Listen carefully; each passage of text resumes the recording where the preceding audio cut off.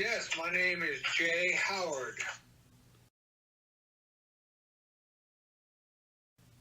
Yes, my Indian name is Iitaanɔɔn'i, means brave black eagle.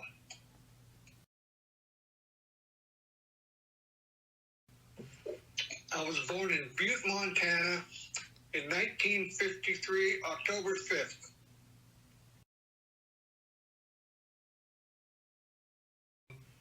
Nakoda, Groveland, and Nez Perce.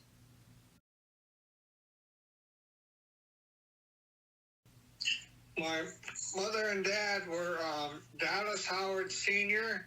and Darlene Turntoes. That was her maiden name. They were both from Lodgepole. They were both from Lodgepole.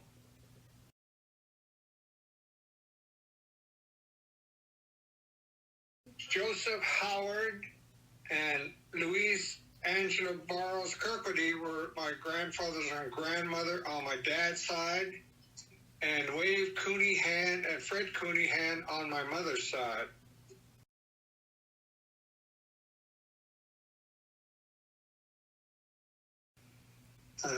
Identity.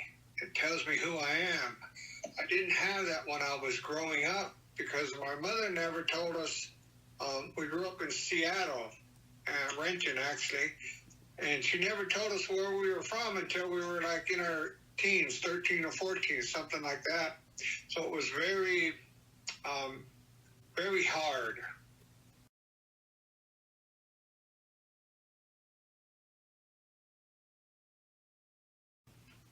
I went to Tacoma Stadium High School in Tacoma, Washington. And it was during the hippie area, so it wasn't too bad. Before that, in grade school in Renton, it was really bad. I was fighting all the time with young kids because we were the only Native American family around there.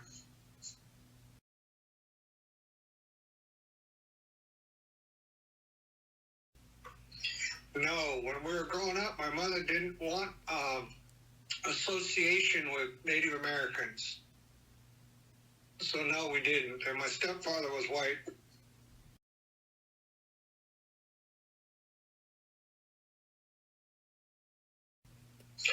First time I visited the reservation was I was 16. My mother brought me over to meet my father, Dallas Howard Sr. And so I stayed there about a week, and she took us back. And then when I was 27, I moved over to the res, and I spent about 25 years there. I bought some land at 3 Mile, so two of my brothers still live there that I sold part of the land to. Darby Turntoes and Richard Cochran.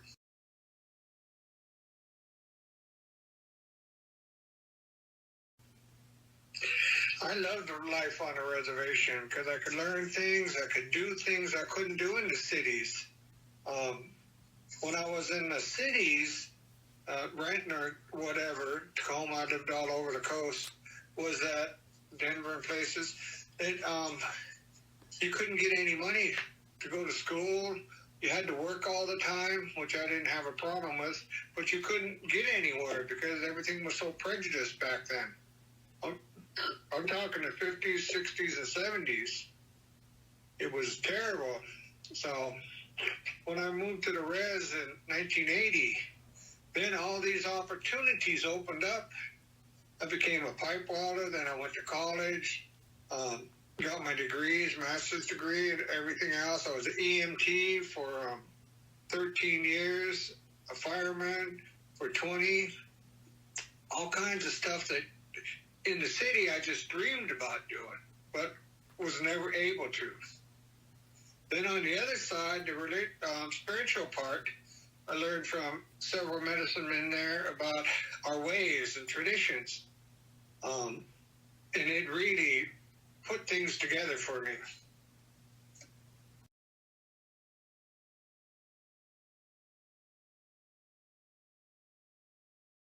Yes, my mother and grandma were big Christians, big time. Some of my brothers are yet. But I didn't like it because we went to Catholic schools for a while, and the nuns used to beat us just like they would do in the boarding schools, only this was in the cities. No matter what you did, they were hitting you with yardsticks and stuff. And then say, love Jesus. And it didn't make any sense to me. So I'm not Christian now. Some of my family still are.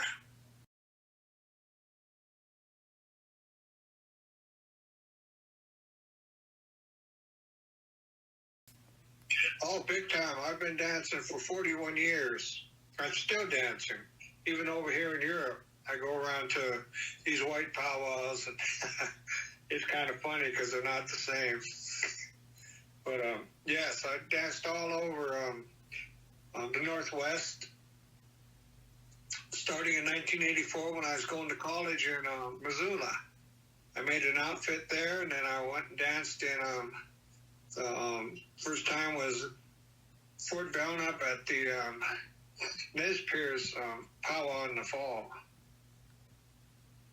And since then, I've been dancing at least one time a year for the last 41 years. But I used to go all over, so most of the time in the summer, I'd hit, I don't know, 20, sometimes 30 powwows a year. I dance traditional, men's traditional. And one thing is, I was told by some of the medicine people that the old ways was we danced for the people. We danced for the people that couldn't. We danced for the people that didn't know how, or people that were physically not able to, or mentally. So I've never entered a contest. I've done exhibitions at schools and all over the place for free to help people to our culture, but I've never entered a contest in 41 years.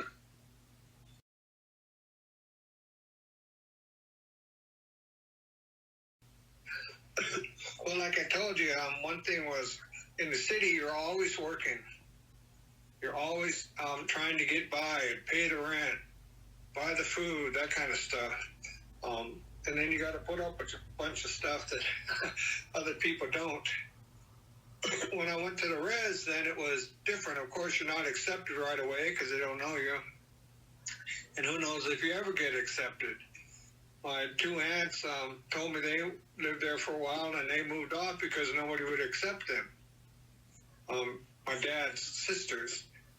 So the res is good in a lot of ways. It can help you.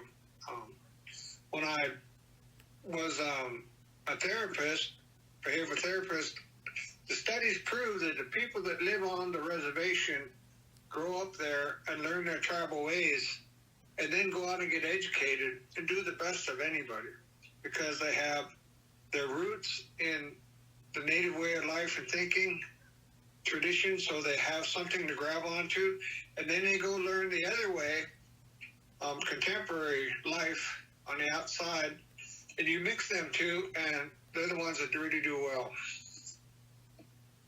So yeah, it's quite a bit of difference. One's night and one's day.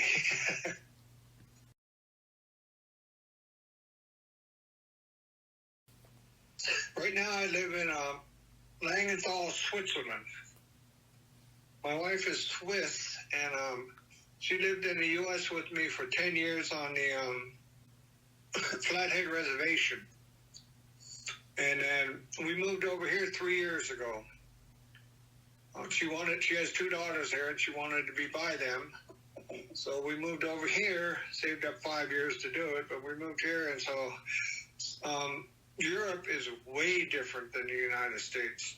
There is no prejudice against natives. Actually, we're revered. People like us. I have seen nothing like the prejudice I've seen in Havre and other places.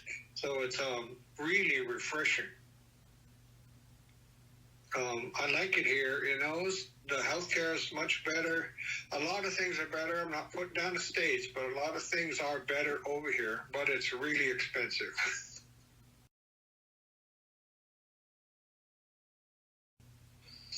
One thing I think there's two things I was thinking of and really would help is to recognize the off-reservation.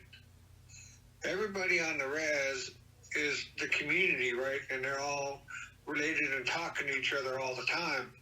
off-res, it's not so easy. It's harder to do anything. It's usually on Facebook, or if you can go to a powwow on the outside or something, or have a family get together. They don't know what's going on the res, and to recognize it. So information about what's happening on the res, and to recognize the off-res people. They're still tribal members. They're still, a lot of them are still doing it tribal ways.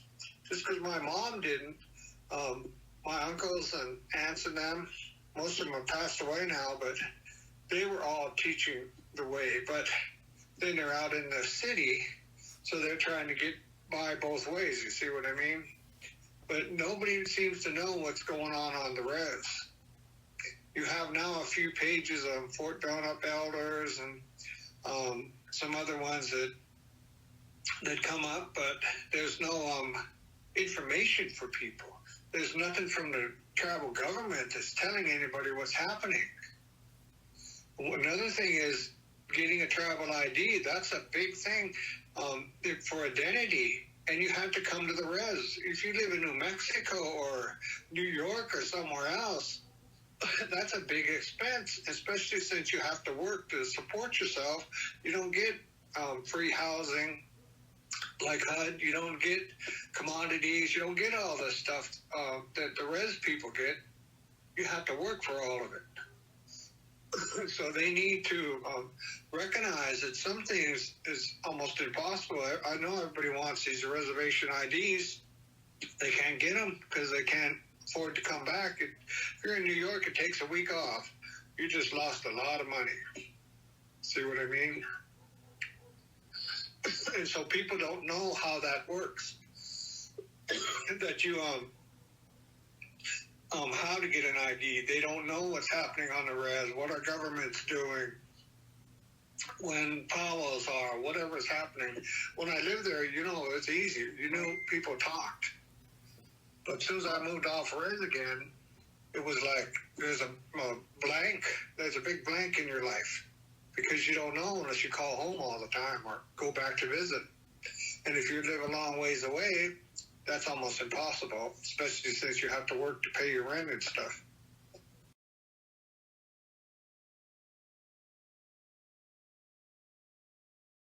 But I miss the powwows. I miss the comrade. I miss the things that are happening there. I love Hayes powwow, that kind of stuff. Agency. I danced there for 20 years and stuff, or more. And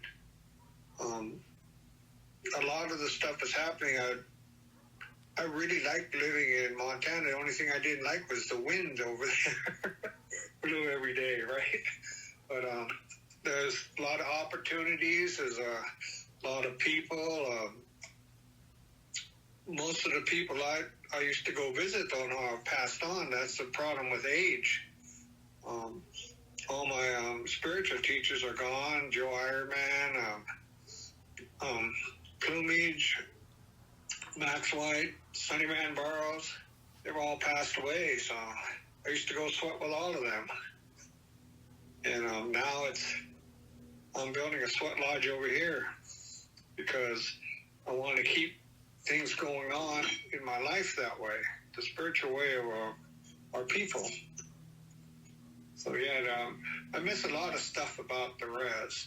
There's a lot of opportunity there that I think some are missing out on, and it could be changed to help them with more people getting educated. My father believed in education. He said that how can the reservation deal with a lawyer on the outside when we don't have any lawyers or doctors? This was 30 years ago. Now we're getting lawyers and doctors, which really helps. But a lot of these people, like me, after I got educated, they wanted me to do everything on the res for free. And they were paying white guys to do the stuff they wanted me to do for free because I was a tribal member. I said, that's not right. So a lot of them go to other reservations and places and work. So you got to have some kind of look at it in a different way, if you see what I mean.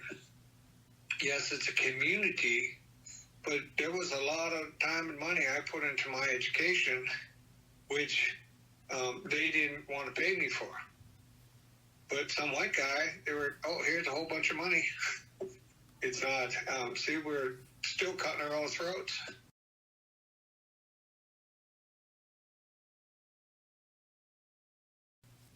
I do. I'd love to do it, but it took me 5 years to save up the money to move over here, and we don't have it. I don't know what would happen if something happened to my wife, because I'm not a citizen here yet. I'm still an American citizen. I would have to move back then somehow. But I believe that the Creator puts us where we are supposed to be all the time. We are where we're supposed to be all the time. So if I'm supposed to come back, then I'll come back, and I would like that, but I don't know if that'll ever happen, or if I did have to come back to the States, that's where I would come. I grew up in Seattle and the coast, but I'd come back to the res. Yes.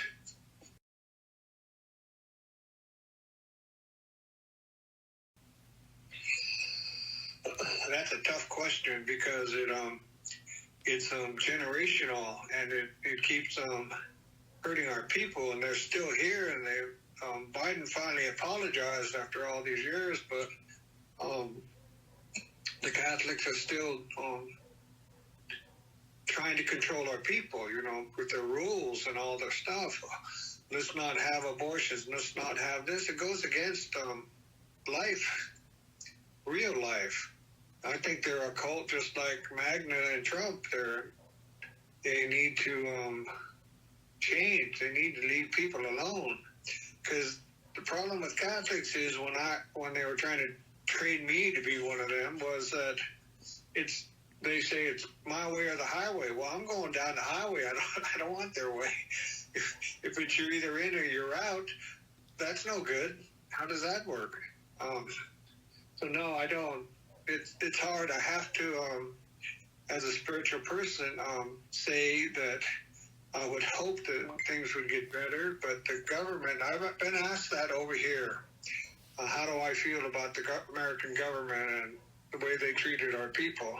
And I don't like it. I did a lot of studying about it when I went to college, and most people don't even know the tragedies they did to our people. So for me personally, the only thing that I can say is that kind of stuff, I'm older, that I missed out on that. Do I forgive them? To a point, but not all the way, no. Our people are still suffering. Let them make amends, and then we can say yes.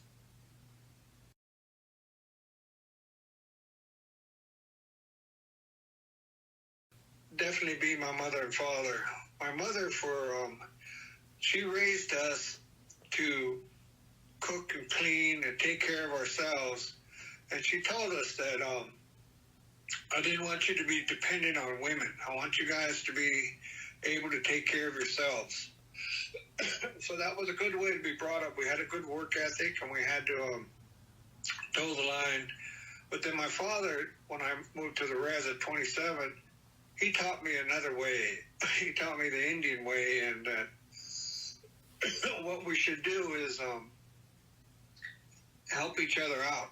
We should teach other. He took me to the spiritual people to learn the ways of that. So them two were my biggest influences, besides the spiritual leaders, which I named earlier. They all had an impact on my life.